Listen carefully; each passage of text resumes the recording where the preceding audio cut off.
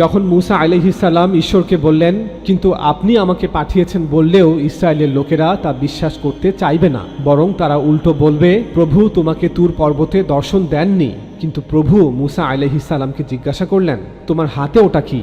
মূসা আলাইহিস সালাম উত্তর দিলেন, এটা আমার পথ চলার লাঠি। তখন প্রভু বললেন, ওই লাঠিটিকে মাটিতে ছুঁড়ে ফেলো। প্রভুর কথা মতো মূসা আলাইহিস সালাম তার হাতের পথ চলার লাঠিটিকে মাটিতে ছুঁড়ে ফেলতেই ওই লাঠি তৎক্ষণাৎ সাপে পরিণত হলো। মূসা আলাইহিস সালাম তা দেখে ভয়ে পালাতে যাচ্ছেন দেখে প্রভু মূসা আলাইহিস সালামকে বললেন, যাও কাছে গিয়ে সাপটিকে লেজের দিক থেকে ধরো। সুতরাং মূসা আলাইহিস সালাম সাপটির লেজ ধরে ঝোলাতেই দেখলেন সাপটি আবার লাঠিতে পরিণত হয়েছে।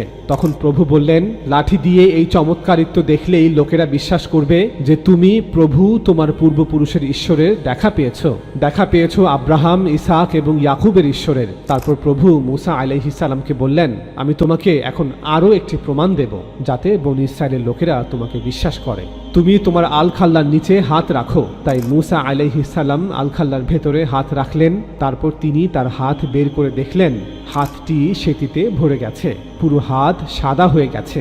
তখন প্রভু বললেন, এবার আবার আলখাল্লার ভেতরে হাত ঢুকিয়ে দাও। তাই মূসা আলাইহিস সালাম আবার তার হাত আলখাল্লার ভেতরে ঢুকিয়ে দিলেন এবং তা বের করে আনার পর মূসা আলাইহিস সালাম দেখলেন তার হাত আবার আগের মতোই স্বাভাবিক সুন্দর হয়ে গেছে। তারপর প্রভু বললেন, যদি বনী ইসরায়েলের লোকেরা লাঠিকে সাপ বানানোর কীর্তি দেখার পরও তোমাকে বিশ্বাস না করে, তাহলে হাতের ব্যাপারটি তাদের দেখাবে, তখন তোমাকে তারা বিশ্বাস করবে।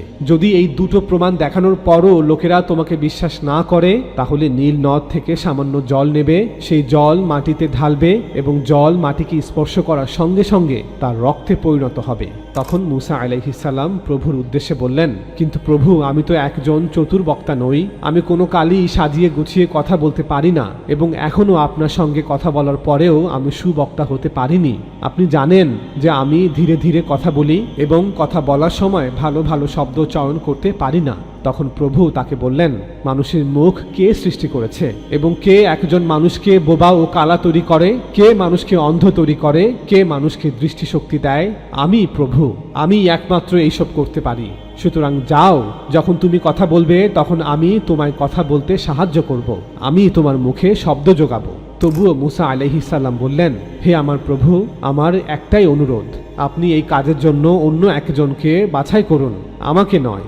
মূসা আলাইহিস সালামের প্রতি প্রভু তখন ক্রুদ্ধ হয়ে বললেন, বেশ, তাহলে তোমাকে সাহায্য করার জন্য আমি তোমার ভাই হারুনকে তোমার সঙ্গে দিচ্ছি।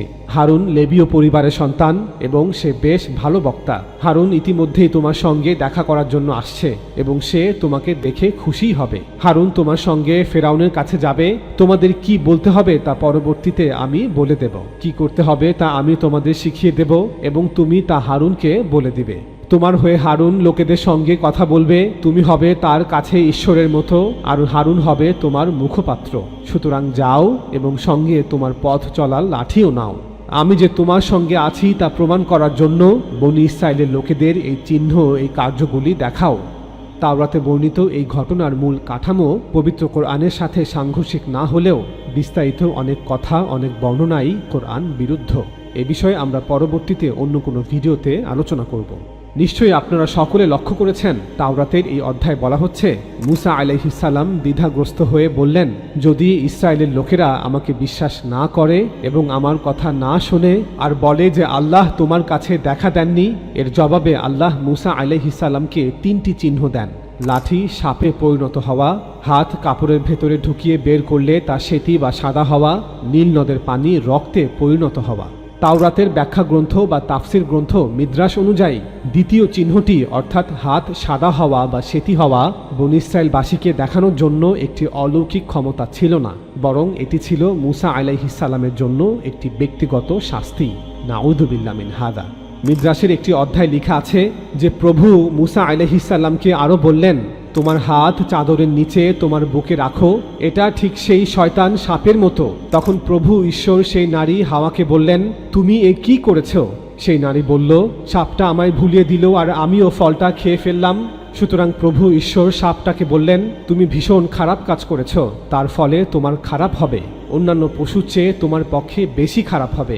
সমস্ত জীবন তুমি বুকে হেঁটে চলবে আর মাটির ধুলো খাবে, এটা ঠিক সেই শয়তান সাপের মতো যখন অপবাদ দিত তখন আমি তাকে সেতি রোগে আক্রান্ত করেছিলাম।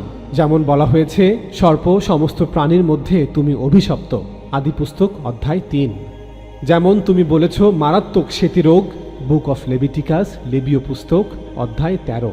রাবাই এলাজার বলেছিলেন সাপের উপর যে দাগ আছে তা সেতি রোগের চিহ্ন। কেন মুসা তার হাত চাদরের নিচে তার বুকে রাখল? কারণ অপবাদ সাধারণত গোপনে বলা হয়, তাই মুসা আলাইহিসসালামের হাত গোপন স্থানে রাখতে বলা হয়েছে। একইভাবে বলা হয়েছে, যে ব্যক্তি গোপনে তার প্রতিবেশীর অপবাদ দেয় আমি তাকে ধ্বংস করব। বুক অফ সাম গীত সংহিতা বা জাবুর অধ্যায় 101। মুসা চাদরের নিচে তার বুকে হাত রেখে তা বের করে নিল, আর দেখো তার হাত সেতি রোগের মতো ঠিক তুষারের মতো সাদা হয়ে গেছে। মুসা তার প্রাপ্য পেয়েছিল, নাউযুবিল্লাহ, কারণ সে বনী ইসরায়েলের বিষয়ে প্রভুর কাছে অপবাদ দিত। যে বনী ইসরায়েলের লোকেরা তা বিশ্বাস করতে চাইবে না যে আপনি আমাকে পাঠিয়েছেন, বরং তারা উল্টো বলবে প্রভু তোমাকে দর্শন দেননি। তাই মুসা তার প্রাপ্য পেয়েছিল, কারণ সে বনী ইসরায়েলের বিষয়ে অপবাদ দিত। শিখ নিনের রাবাই ইয়েহোশুয়া রাবাই লেভিন নামে বলেছেন, এখান থেকে আপনি জানতে পারবেন যে যে কেউ অন্যের উপর এমন কিছু সন্দেহ করে যা তার সম্পর্কে মিথ্যা, তার শরীর সেতি রোগে পীড়িত হয়, ঠিক মুসার মতো। নাউযুবিল্লাহ মিন হাযা। মিদ্রাস এক্সোডাস রাব্বা অধ্যায় 3। অন্য কোনো ব্যক্তি সম্পর্কে নেতিবাচক কথা বলা, এমনকি তা সত্য হলেও, এটি ইহুদি ধর্মে একটি গুরুতর পাপ। ইহুদি মিদ্রাস অনুযায়ী মুসা আলাইহিসসালামের অপরাধ হল, মুসা আলাইহিসসালাম যখন বললেন বনী ইসরাইল আমাকে বিশ্বাস করবে না, তখন তিনি বনী ইসরাইলের নিষ্পাপদের উপর সন্দেহ প্রকাশ করে তাদের বিরুদ্ধে লসনহারা বা কুৎসা রটনার মতো গুরুতর অভিযোগ এনেছিলেন।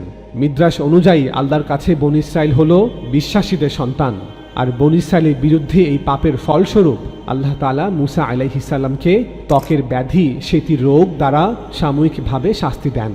নাউযুবিল্লাহ মিন হাযা। ইহুদি মিদ্রাস অনুযায়ী সেতি রোগ দ্বারা মুসা আলাইহিসসালামকে আক্রান্ত করার মাধ্যমে আল্লাহ তাকে একটি সতর্ক বার্তা দেন। বলা হয়, যেহেতু তুমি আমার সন্তানদের বিরুদ্ধে অপবাদ দিয়েছ, তাই তোমার উপর শ্বেত রোগ নেমে এসেছে, ঠিক সেই সাপের মতো। এখানে মুসা আলাইহিসসালামের পাপকে সেই আদি সর্পের সাথে তুলনা করা হয়, যে হাওয়া আলাইহিসসালামের কাছে আল্লাহ সম্পর্কে অপবাদ দিয়েছিল। নাউযুবিল্লাহ। বাইবেলের আদি পুস্তক অনুযায়ী সেই সাপ শয়তান নারীকে বলল, না, তোমরা মরবে না। ঈশ্বর জানেন যদি তোমরা ওই গাছের ফল খাও তাহলে তোমাদের ভালো আর মন্দের জ্ঞান হবে, আর তোমরা তখন ঈশ্বরের মতো হয়ে যাবে।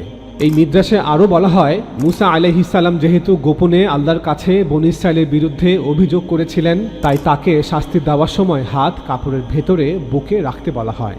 এর মাধ্যমে বোঝানো হয় যে কুৎসা রটনা প্রায়শই গোপনে বা ব্যক্তিগতভাবে বলা হয়, কিন্তু আল্লাহ তা জানেন এবং তার শাস্তি দেন। আশা করি আমরা প্রমাণ করতে পেরেছি যে মিদ্রাস অনুযায়ী সেতি রোগ বা ত্বকের ব্যাধি, এই ধারণাটি মুসা আলাইহিসসালামের জীবনের সাথে সুপ্রতিষ্ঠিত। আমাদের ধারণা, এই মিথ্যা কাহিনী ও মিথ্যা বর্ণনার একটি সংস্করণ ইহুদি ঐতিহ্যের মাধ্যমে পরবর্তীতে হাদিসেও স্থান করে নিয়েছে। বুখারীর হাদিসে অন্ডকোষের রোগের পাশাপাশি শ্বেত রোগের যে উল্লেখ আছে তার কোনো যৌক্তিক ভিত্তি আল কোরআনে নেই, কিন্তু আমরা তাওরাত এবং মিদ্রাস থেকে দেখালাম যে ইহুদি আলেমদের কেউ কেউ বিশ্বাস করত মুসা আলাইহিসসালাম সাময়িকভাবে সেতি রোগে আক্রান্ত হয়েছিলেন। সুতরাং ইহুদি মিদ্রাসিক লোককাহিনী এবং সূরা আহজাবের আয়াতের ভুল ব্যাখ্যার সম্মিলিত প্রভাবেই মুসা আলাইহিসসালাম উলঙ্গ অবস্থায় দৌড়েছিলেন, এই মিথ্যা কাহিনীটি মুসলিম সমাজে ঐতিহাসিক ঘটনা হিসেবে গ্রহণযোগ্যতা লাভ করে।